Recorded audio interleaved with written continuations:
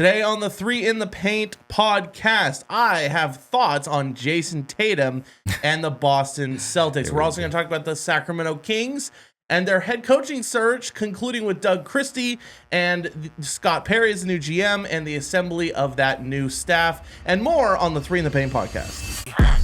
Three in the paint, three in the paint, three in the paint. Three in the paint, three in the paint, three in the paint. Three in the paint, three in the paint, three in the paint. Better watch how you play, boy, there's three up in the paint. All right, welcome to the Three in the Paint podcast. Jeremiah Solomon with you, the host as usual, along with Leo Biez, the co-host. And I'm back. You're back. It's great. And I'm grasping here. There's no third host today. Two in the paint. Yeah, two in the paint today. We have crazy schedules right now, and it's just been tough. It's hard. We are an in-person pod, and I think sometimes in-person pods don't get enough love. It's hard to get in studio every day. We all have different schedules, our different work commitments. And we're doing our best. We'll have a 3-person pod back here soon. But we're also probably going to start dropping some remote stuff for you guys just so we can get stuff out more frequently. But we appreciate all of you for following along each and every episode. Hit that like button, hit the subscribe. But we're going to get right into it. The Boston Celtics are down 2-0 in their series against the New York Knicks in the second round of the NBA playoffs. They lost today 91-90 to New York, and it hasn't been good. They've had 20-point leads in both these games, and they've just squandered them. And at the end of games, New York's coming back, and they're putting them away. And they're only losing by a point or two here and there, and a chip that goes the wrong way, or a missed shot, or a make. But they're down 2-0. It's hard, it's not easy for any team to come back 2-0. Right, and it just comes down to what we always talk about with the Sacramento Kings. Scoring sells tickets, defense wins championships.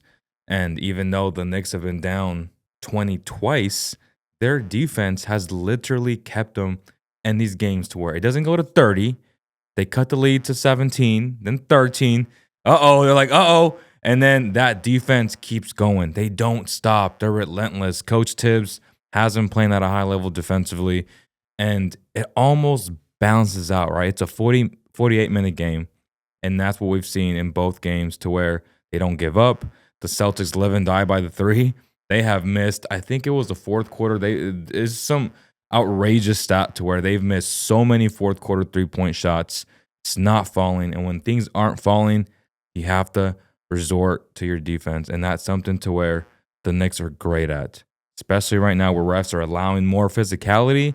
And if we talk about this series from a gambling perspective or from just a power struggle perspective, these are historical numbers, bro. Literally, OKC is about to cover the first home team covering the spread and winning, but all the dogs have covered the spread and outright won the games, which is insane. So if you've had money, you've made hundreds of thousands of dollars already. Yeah. The public is killing Vegas, and Vegas got to get the leg back. I mean, you love to see it, Love to see it. You love to see it. Let's see the little guy win a little bit. Exactly. There. But, a little bit.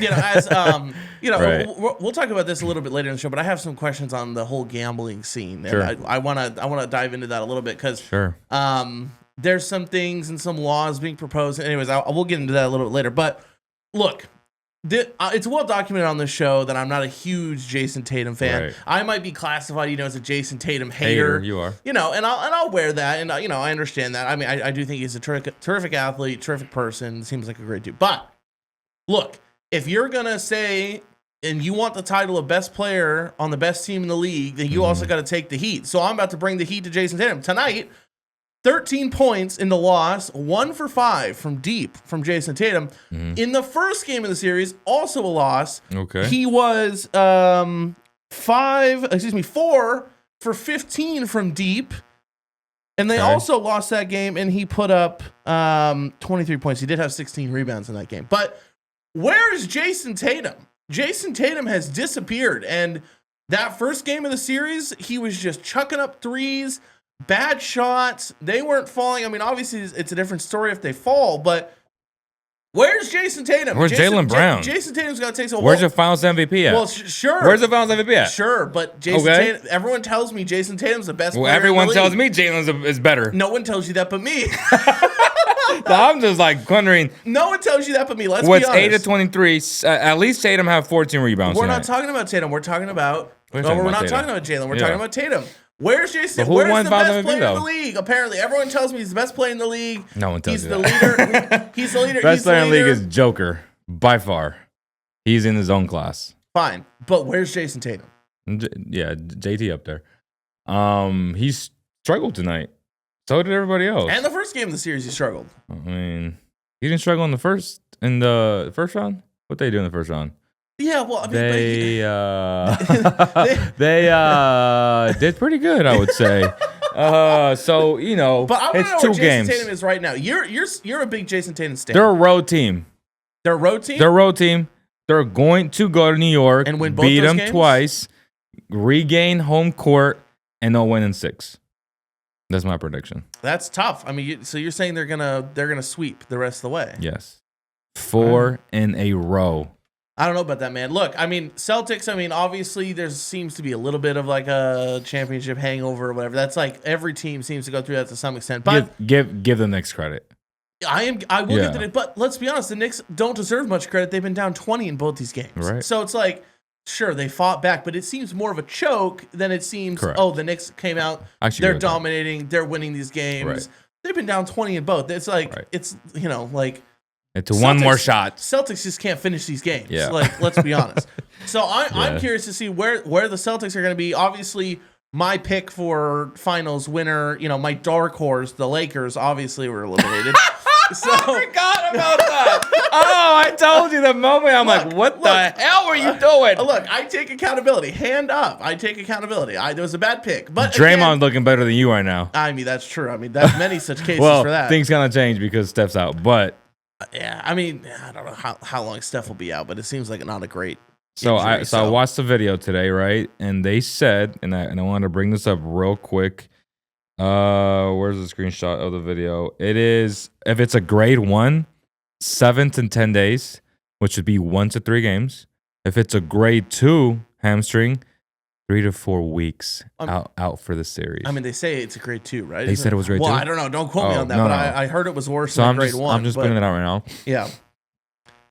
I mean, to be fair, though, and I understand Steph is like, he moves around a lot. He likes to shimmy around the floor. He likes to run a lot. He runs the But most. he is the type of guy, he could come back and just be at 80%, 90%, kind of play more of a spot-up role for them. But, I mean, that's obviously not Steph at his So finest. there's a 20 to 25% of a re-injury risk. Yeah, no, I mean, it's not good news for them at all. No. And, I mean, they won that game yesterday, but, Awful news. it's, Buddy's going crazy. That's my boy. yeah, it's just, I don't know. It seems hard that the Wolves won't bounce because they played so poorly in that game. Yeah. It seems far-fetched to me that the Wolves won't bounce back and the Warriors without Steph, clearly their best player.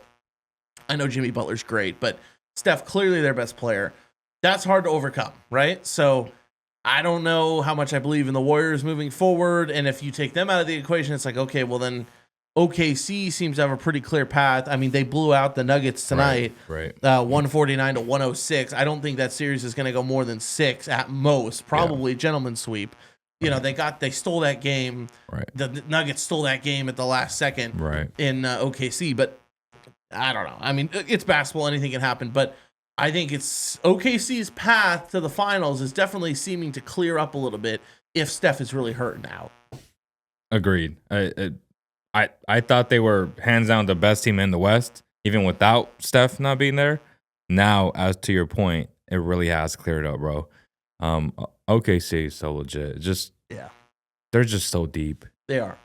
It's Almost unfair. Yeah, it's like it's like a championship fighter or whatever. It's like, oh, he's good at this or he's good at that. It's like, well, no, they're good at all the aspects. And I'm gonna say something controversial right now. I'm looking at the camera. Okay, we're gonna clip this. Oh boy, I'd rather have Isaiah Hartenstein than DeMontis Sabonis. Oh boy.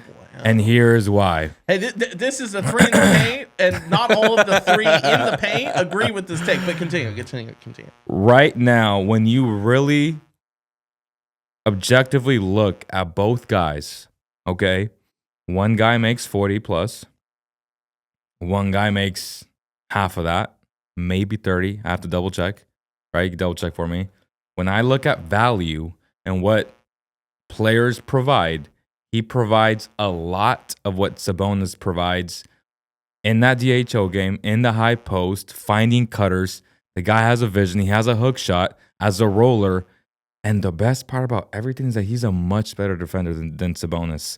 A real shot blocker, can rebound at the same rate as Sabonis. He was averaging a double-double this year in a minimized role. So just imagine what he will do in a role where Sabonis, again, I don't want Hartenstein being my first, second best player, but I'm just saying you can replace guys like Sabonis and not feature them as your number one or number two. And I think that's where the Kings will have such a hard time in building a team if they keep Sabonis. Like, I'd rather have Hartenstein in the wing to come up with the 40+ million to then balance out your roster. That's where I'm going with this. Is he pound for pound better than Sabonis? Maybe not. I'm not sure, though. Hartenstein's pretty damn good. Yeah, I mean, and he's on the best team, arguably, in the NBA. Yeah, I mean, so to the fact check, Hartenstein makes $29 million a year. So you were close. And then Domas is slated to make 43 next year, this coming season, 46 the following year, and 49 the year after that. So value-wise, where is the better value? Look, I completely understand your argument. Right. But, to me, it's more of a roster construction issue than necessarily, Domantas Sabonis. But it's hard to build when a player makes that much money. And that is where I think you're totally correct. Like, it's hard if you got a guy making close to 50 mil, and you're like, okay, let's, and then you got another guy making 50 mil and Zach LaVine. When you have so many needs and elsewhere. Then you got another guy, DeMar DeRozan making 25 or whatever, and it's like, okay, so that's, that's $125 million of the cap used up in 3 players, 2 of which didn't work out in Chicago together, and then you add Domantas Sabonis into it, and you're not able to do exactly what you're saying. Like, put the guys around him that he needs around him. But how much do you lose if you just swap today Hartenstein for Sabonis? Honestly, realistically speaking, just a straight up swap. Straight up swap. I don't think you lose too much because the Kings. That's my point. But mainly because the Kings aren't deficient in offense. They need to surround themselves with players like Hartenstein. because DeMar's not a good defender, LaVine's not a good defender, Sabonis is not a good defender. So it's like, okay, you're just helping, you're just perpetuating your issues with your team.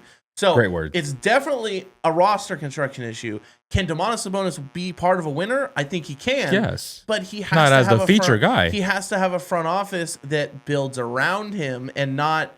And he can't be. I don't think he can't be making 50 mil and the number one guy on your team. I think can't. Or the number 2 The guy. way the cap works in the NBA, I just don't see that happening. But I mean, I don't want to just completely take away from Domantas Sabonis and his greatest. I mean, double king every night. He'll he's consistent. You know what you're going to get from him. Now, I mean, there's questions in what you're going to get from him in the postseason, and I understand those questions. Right. But in the regular season, you're getting a double every night. Close to a triple-double every night. And, I don't think he's a scrub by any means. But Hartenstein's real good. And he's been a really sneaky addition to that squad. I mean, they're just so good, bro. But to not have Chet for so long, right? I know. And for him to go in there, replace that production, and they didn't miss a beat without him. No, honestly, and they got better when he got. Obviously, yeah. I mean, they're so talented. They're so deep, so talented, and they've got this. But what a pickup, though, right? I know. From the best in the NBA. There's a reason Sam Mr. Presti just won Executive of the Year. Like, how you find that, knowing that the Knicks couldn't pay him, right? Because they weren't going to pay him $30 million. Yeah, and to then sign a guy like that and understand again goes back to scouting, bro. This is where the Kings. Every single they don't know how to scout players and scout value, man. They just don't. Keon Ellis, shout out to him. That's 1 in a million picks that they've had a chance to get. Yeah. I mean, it's been tough sledding for the Kings. I mean, let's be honest. And a lot of question marks around, drafting another guard when they needed wing depth. And, this is nothing against Devin Carter, but, there's been a lot of questions. But that front office is gone. And we're going to transition now to our next topic of where the Kings go from here. So Scott Perry, obviously in as general manager of the Sacramento Kings. They Doug Christie, the new head coach, that was announced last week. So he will get his interim tag removed, and he's now building out his staff. Sure. What do you think about Scott and Doug, that pairing? I mean, obviously at the top, like, how do you feel about that? Is this, how do you feel about that? It's obviously my first time talking about it. All I've done is post about it. A lot of people have asked me what I think about it. If we just look at Scott Perry for what he's done, the resume, love it. But then there's this black cloud hanging over everybody's head.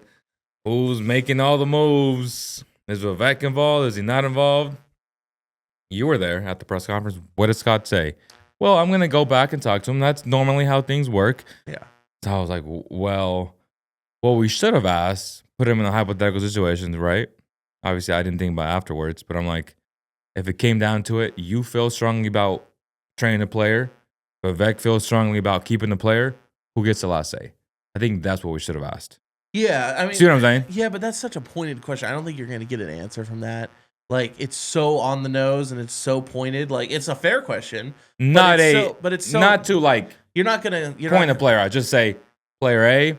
Yeah, I know, but you're not going to get it. Like, that's part of the tough job of being a journalist or being a reporter. Is like, you have to ask tactful questions that, like, I just don't think he'd answer that question. Like, he would probably run it. And look, I think Scott gave like his most honest answer. It's like, look, there's not a GM in all of professional sports that doesn't report to their owner. Like, there's not a GM. Different though. But there's not a GM in all professional sports that doesn't consult their owner. Bob Myers was consulting ownership for the Warriors the whole time they were making their run on trades and moves and signings. Like, you don't just sign a guy or go into a luxury tax or go into an apron or whatever without consulting and talking to your owner and getting permission, per se. So I don't think that relationship is any different in Sacramento. I think the difference is Vivek takes over. Exactly. And so instead of like this is where I want, this is the vision and this is the move and this is what I want to do with the roster, I think it morphed into Vivek. Okay, go get Zach LaVine. I want LaVine. I've wanted him for years. Just go get him. We'll see how it pans out.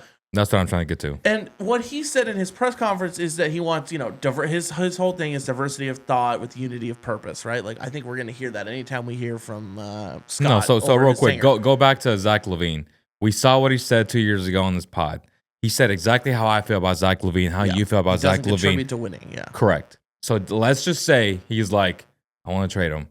And Vivek has been enamored with him for years. We just got him. No, Scott, you can't trade him. What happens then?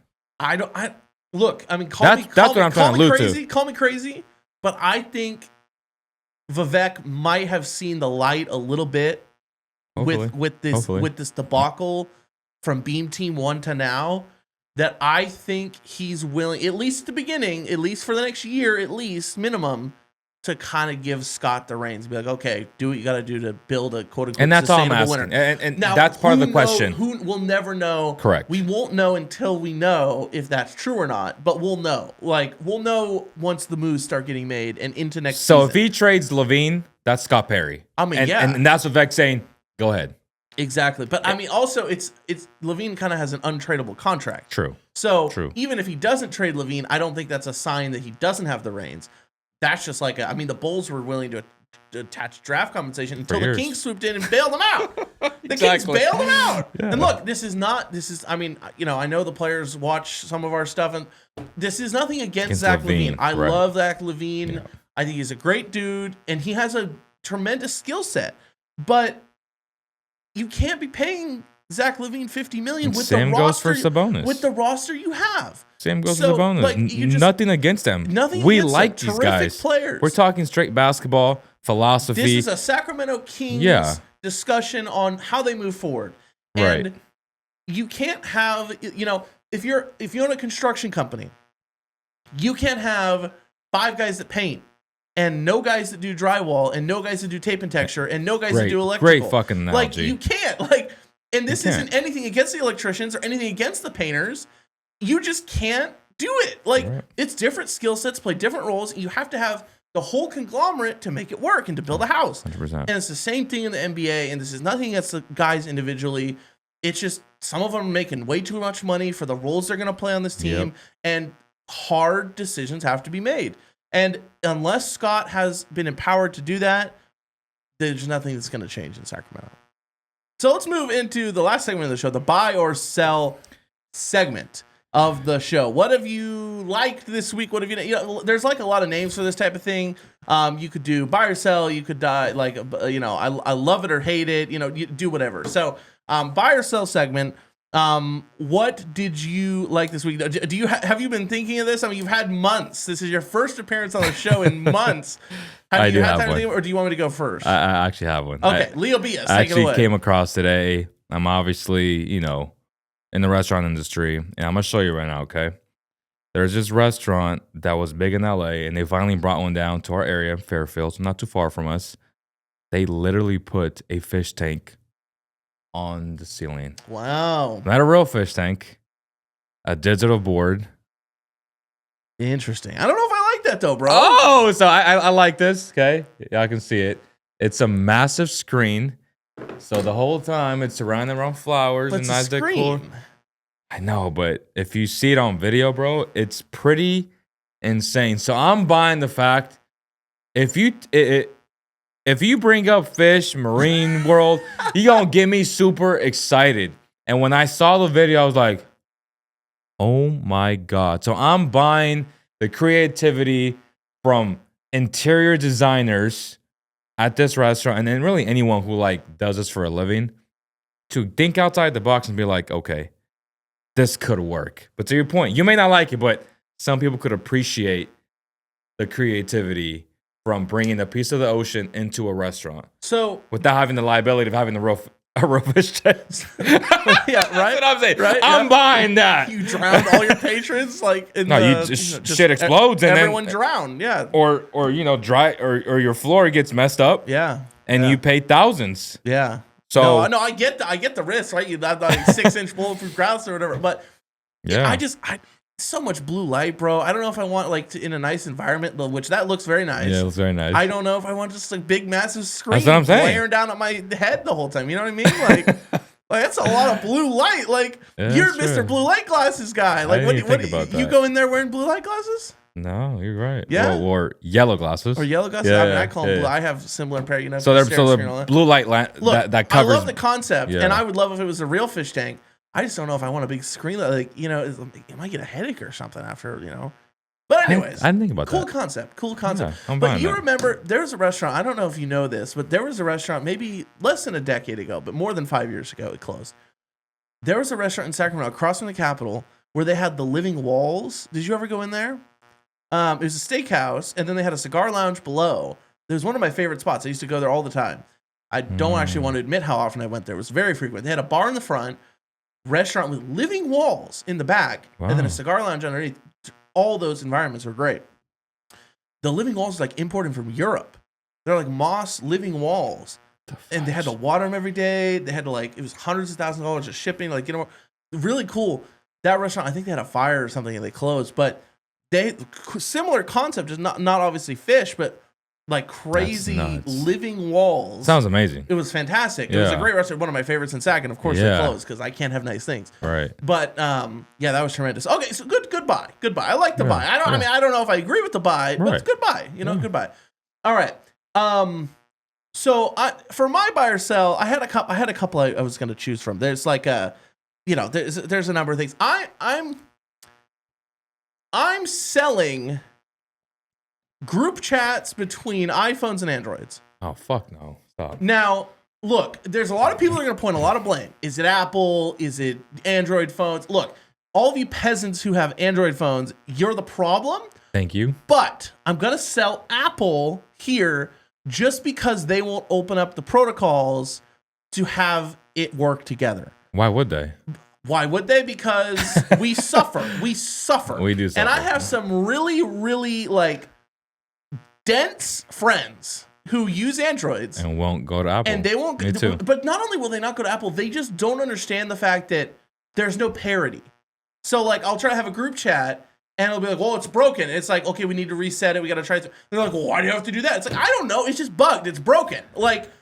And they act like they're on this high horse, but in reality, it's like you're just as much a problem as I am. Yeah. But at the same time, I do think look, Apple in their superiority complex has this thing where they won't share the protocols because they want, the blue bubble or whatever. I think there's a lawsuit actually about that going through the courts. But look, I'm selling Android to iPhone group text messages. We have to find a better solution. And I know it's like, use Signal, use Telegram, use Instagram, use Facebook Messenger, use all of it. But not the same. Man, this is ridiculous. This is absolutely ridiculous. We have got to fix this. 2025, commerce and business cannot take place with this raggedy old systems that we have for text messages. It's ridiculous. It's honestly ridiculous.